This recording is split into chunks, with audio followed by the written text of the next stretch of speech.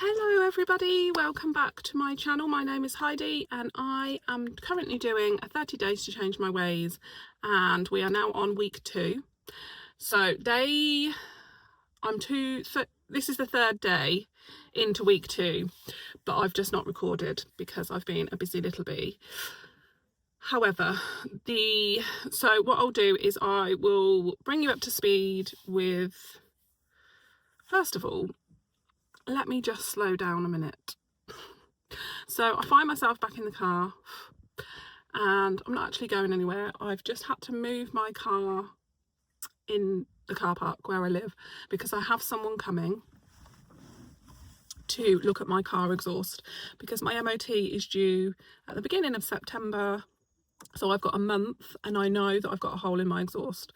So I've got a mechanic come in to have a look, let me know how much he thinks he can fix it for, to hopefully pass the MOT, because on a student budget, car maintenance is not really in the budget, because there isn't a budget, is there, when you're a student? So I thought I'd get that off my chest now, and then we can get into the video. So we have to catch up on day 9, which is a body scan. Day 10 is mood tracking. And then day 11, which is today, is affirmations. So the idea of a body scan, and I will pop up here somewhere an example of a body scan that I use in my workbook to basically, a body scan can be sitting down or laying down. I usually do mine when I get into bed, or if I get up, when I get up in the morning. And essentially you mindfully scan your body from your head all the way down to your toes, and the idea is that you identify areas that might feel tight, where you might feel emotion or old injuries. In perimenopause, it's, in my experience, something's always hurting, or I feel like it's easier to pull a muscle.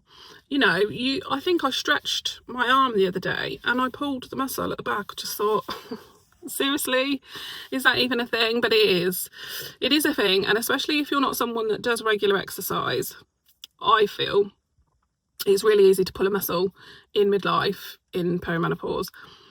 And I have heard people talk about, who are used to exercise, just not being able to maintain the same optimal fitness that they would have done prior to being in perimenopause. So the body scan is to identify areas that you don't feel so good, but also where you feel fine. If any emotion comes up, and then you kind of would reflect on that. If you're at the beginning of your journey and you are thinking about going to the doctors, you can say about these aches and these pains. And for me, if I've been painting or walking long distance, I often get lower back pain, and that's something I notice. I think I've spoke about in many previous videos my ankle pain. And before HRT, I used to get like pains in my fingers, often have migraines, so I'd have a headache. And then I've talked about also on the emotional side, you know, feelings of anxiety, and that comes with, I don't think they're possibly linked, but heart palpitations is now an often talked about symptom of perimenopause, where you feel like you get heart flutters, and some people get it really bad and worry that, you know, there's got something wrong with their heart, and actually when it's investigated, the doctors can't find anything, and it's your hormones. So the heart palpitations as well. So there's some examples of how I feel when I do a body scan. And it also helps you understand where, one, you might need to slow down or give yourself a bit of a break, or 2, where you need to move your body more, because sometimes we feel stiff or we feel pain because we're not actually moving our body enough. So yes, that is the body scan. And then the mood tracking, the idea of mood tracking. So again, I will put the mood tracker from the workbook somewhere here now, so you can see it. And the idea of a mood tracker is you can track your mood across a week or just a day, just over 24 hours. Or again, do it when you get into bed, when you're journaling. Maybe if you're a journaler, you could also include your mood tracking in your daily journal, and you will go through, well, as you can see on the workbook, it asks you to think about how you felt during the day. And 1 minute. Okay, ladies, I've come upstairs and I've just put on the screen here for you to see what I've written for energy and mood tracking. And as you can see, let me move my pencil. So think about how you've been feeling. So I put I'm overstimulated, I feel haggy, but also optimistic and determined. And then in the last 24 hours, what self-care actions have I taken? And clearly you can see that I haven't had enough sleep. I still haven't as of today. Balanced diet, I think I had so much sugar that day before, but I'd been exercising, been outside, not done so much breath work. And when I feel more positive, I've put morning and midday, and then mood shifts when am I more focused, morning and midday, and intentions for tomorrow, which is today, which is a slow morning, some more breath work, and half an hour on the treadmill, 15 minutes in the morning, 15 minutes in the evening. So I have not done 15 minutes yet this morning, but I will when the car mechanic has gone. And yeah, I will do some breath work. So if you can hear that beeping, that is my carbon monoxide alarm. Now it's not alarming, it's beeping to say that there is, oh, what does it say on the thing? I've basically tried to dismantle it. It's beeping to say there's a fault, and actually on the side of it,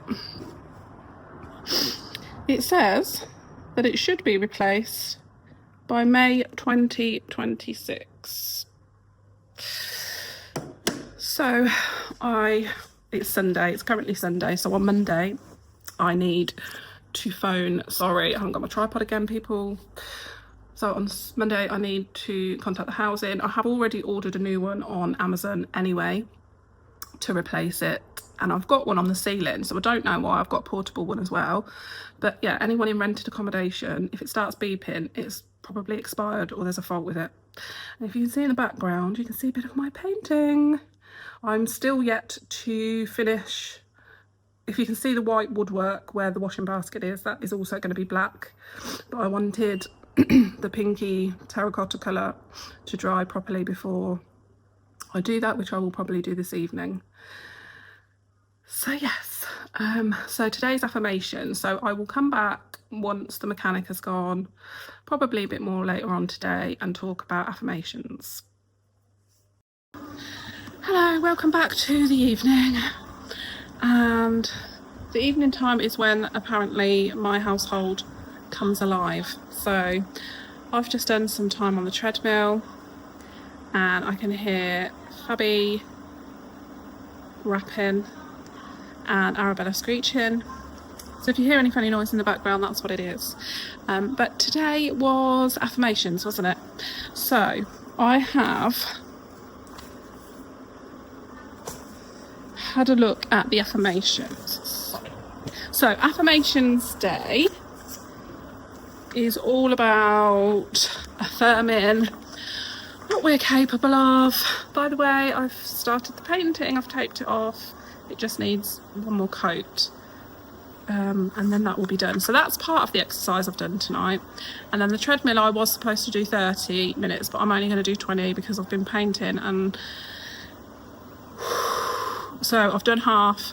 I'm going to do another 10, 15 minutes after our conversation. So daily affirmations that you can repeat at the beginning or the end of each day. And some examples on my worksheet, there we go, are: I am a strong and confident woman. My past mistakes do not define who I am now. I know my worth and remind others of theirs. So then my affirmations are quite short. So my ones for today, I've come up with, I am not insane. As in, sometimes in perimenopause, it feels like you're going slightly la-la, and then you think, is it me? Is it them? I think it's a bit of everybody. But yes, I'm definitely not insane. It's just my hormones. I've also put I am resilient, and I always, at the beginning of each year, so in January, I don't do a New Year's resolution, but I do pick a word of the year, and my word of the year for this year was resilience, to build on resilience. So I am resilient, I am strong, my future is bright, I am capable. So they're my words, and that's all I've got for you for today, because I think it was 29 degrees today and I just feel hot and tired and lethargic. So I'm going to finish off on the treadmill, and then I'll be back tomorrow with, wait a sec, let's have a look at what tomorrow is. Day 11, breath work and grounding practice, which is a favourite of mine. So looking at stress reduction by using breath work and grounding practices to help calm the nervous system, because perimenopause can intensify stress, and we all know that. So yeah, it wasn't a very exciting day today, ladies, but hopefully tomorrow will bring a new day. See you soon. Good evening, ladies. I am signing in for day 11 of 30 days to change my ways from the bedroom. So I'm tired. Okay, so day 11 is breathwork and grounding practice. So breathwork for me works really, really well in all different kinds of situations. It has, can't get my words out. It has especially helped me during perimenopause, because I'm normally a naturally calm, patient person, and because I haven't been, that's quite scary in itself, and then it triggers a bit more anxiety. So I am forever breathing in, holding my breath, breathing out, and resting all through the day. Are you calling me? Yep. 1 second. Right, where were we? So yes, breathing exercise works really well for me. It's box breathing, so you can breathe in for 4, hold for 4, breathe out for 4, then rest for 4, and then repeat 4 times. Some people do 8, so in for 8, hold for 8, out for 8, etc, etc. But it's finding whatever works for you, whatever's best for you. Sorry guys, I have lost my train of thought. Okay, grounding practice. So I've got my worksheet, and as you can see, it gives some ideas, and then actually has, I'll actually pop it on the screen rather than me just showing you it, but it gives some ideas of what to do. So the other thing is mindful meditation. You can use meditation apps to help you out if it's something you don't want to do on your own, but it needs to be like intentional time out. Just 5 to 10 minutes can make a really big difference in your day. I'm not a massive meditation person. I find the breathing is fine. Embracing nature, so time spent outdoors, is proven to reduce stress and improve your mood. And creativity and hobbies, so it suggests making time for activities that you enjoy, like reading or music, gardening, etc., which will just take you away from any stressors for a while. So I suppose it's that word that I love, joy. Something that brings you a bit of joy can take you away from stress or anxiety for a while. So yes, I've had quite a busy day again today, painting, and then I went to see my mum at her workplace for a while. Then I went to an ice cream parlour with my eldest daughter and had a waffle and ice cream, which was epic. I'll actually put a picture in here because I took a picture of it. It was huge. And then yeah, I've come back and waiting for Fabi. How long's dinner? About 10 minutes. I'm literally just waiting for the veg. The lasagna's out now. Okay. Fabi's made lasagna, so I'm really looking forward to that. So in terms of diet, I don't think today's been the best, but it could be a lot worse. So I will check in again with you tomorrow, guys, for day 12, which is, I cannot remember, and I don't have the workbook with me. I'll put it down below what tomorrow is going to be. Bye. Good afternoon, good evening. It's about, is it about 5:15 on day 12. And day 12 of 30 days to change my ways is all about a self-care menu. So I haven't got the workbook with me, but on the workbook it says to create a self-care menu either for the next 24 hours or for as long as you want. The idea is that you write a list of things that you would like to do in terms of your self-care. So it could be anything like taking a bath, a long bath, going on a long walk, getting your nails done, whatever you would consider as self-care. So I'm going to write mine when I get home. I'm just on my way to pick up my daughter from the cinema with her friends, and can I just say, today has been such a really weird, strange day. So this morning I got up and I felt as flat as a pancake. And I was going to pick up the camera and talk about it. And I thought, no, get your self together and do what you need to do today. And I did. And my mood did change. It's very warm today. So I've been out and got some vitamin D and come home and felt better. But one thing about living in an all-female household is that 3 lots of female energy is not always the right formula for a good day every day, because obviously I'm in perimenopause, my youngest daughter is in puberty, and then my eldest daughter's at an age where she really does not want, or she just doesn't want me to make her feel like I'm sort of navigating her life in any way. And I try not to, but when you're 22 years old, as much as you feel like you know everything that you need to know, you don't. But yeah, unfortunately, clash of personality, and sometimes I'll say things that are taken the wrong way, and I am again deflated as I get in the car. But I'm going to turn it around, and I'm going to go and have a look in B&M, because there's a few bits I need, and I need to pick up my daughter anyway, so I can do that, and then it'll be time to pick her up. So my ideas for what I'm going to put on my self-care menu, the first thing I'm going to try and do is read one of my many books that I have brought and not yet started, not yet read. Just find some quiet time to read one of my new books. That's the first thing. The second thing in terms of self-care is that I am going to make sure I show up for my exercise, because I feel so much better when I do it.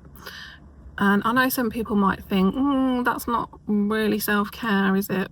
Because it can be hard work, but it really is, because mentally, just walking 15 minutes on a treadmill is very beneficial to me, and I just feel like showing up every single day for myself is what I'm going to do. So that is going on my list as well. But anyway, I will see you in the next clip. Hello ladies, welcome back to my 30 days to change my ways, week 2. If you're wondering if it's dark in here, it is. We are having another heat wave. It is the 13th of August 2026, and I have my blinds down, my curtains closed, and my little aircon blowing to stay cool. So I just wanted to finish off this vlog with just showing you guys the workbook that I'm using. So the workbook is mine. I designed it and created it for a 30-day reset, and that's what I've been following. So it's a great way of testing out if it works, doing everything that I've learned. So I'm going to spin the camera around and show you guys so you can have a look at it. So here it is.